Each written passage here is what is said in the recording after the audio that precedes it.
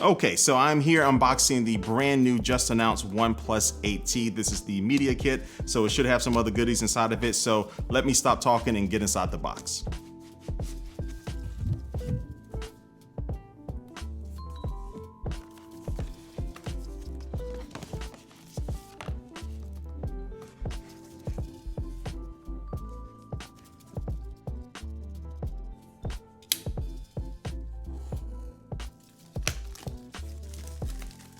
All right, so we have the box here. It's a pretty long box. This is kind of OnePlus's signature.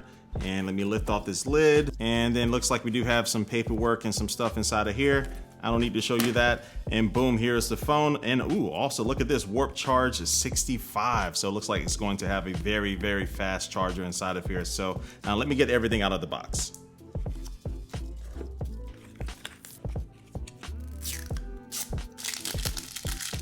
All right, so this is the new 65-watt power supply here for the 8T. So this should be able to get this thing fully charged up from 0 to 100 in about 39 minutes or so. So we'll definitely test this out for my review.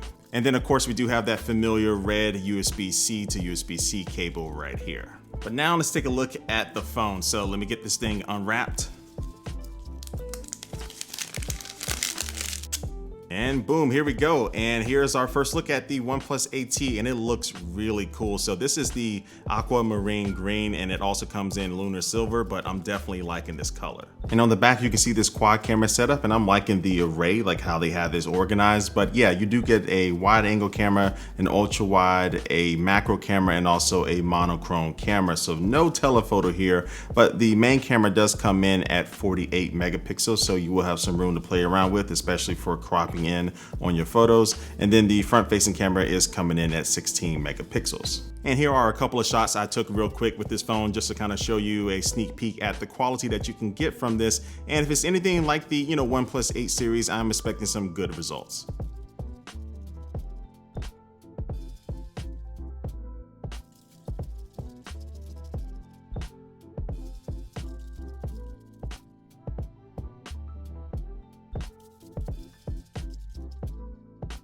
And on the sides, you'll find the power button and also this very convenient toggle right here that OnePlus always adds to be able to kind of control the volume on your phone. And then also too, you'll find the volume controls on the other side. On the bottom, you'll find the USB-C port and one of the speakers, SIM card tray, and this does not have a micro SD card expansion slot. All right, so let me get this thing powered on and let me go through the setup process. Okay, so I got the phone set up here, and one thing you will notice is this always on display, which I think is customizable, so you can do some things with it, but I'll test that out here soon. But this also does have a fingerprint scanner underneath the display as well, which is pretty fast. And something else is fast is the screen itself, because it does run at 120 hertz. And this is a 6.55-inch AMOLED display, and OnePlus has definitely been delivering when it comes to screen quality recently, and this definitely continues with that. And this is running their latest Oxygen OS 11, which is running on top of Android 11. So you can see some differences in the UI, and you have different type of icons and things like that that really add a fresh look. So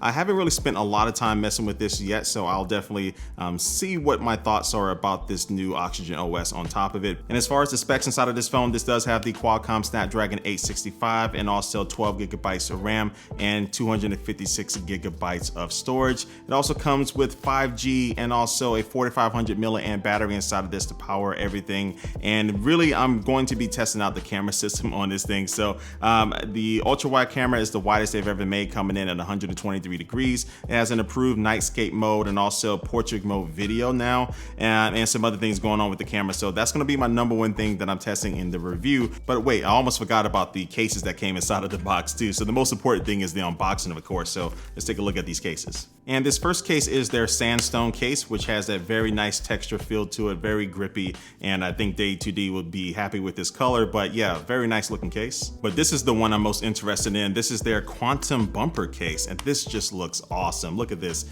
has like a 3D effect to it, and does feel a little like plastic compared to the other one, but definitely it looks good. And you know what? This is gonna be the one I'm rocking. Yep, I think I'm going with this one. And so yeah, you can pre-order this today, and this will officially launch on October the 23rd. And also too, this will be costing $750 US. But for right now, I'm about to close things out. So make sure you do like this video if you like it, subscribe if you want to, and I will have my review and also some camera comparisons coming up soon. But until then, thanks for watching this video, and I will catch Catch you later.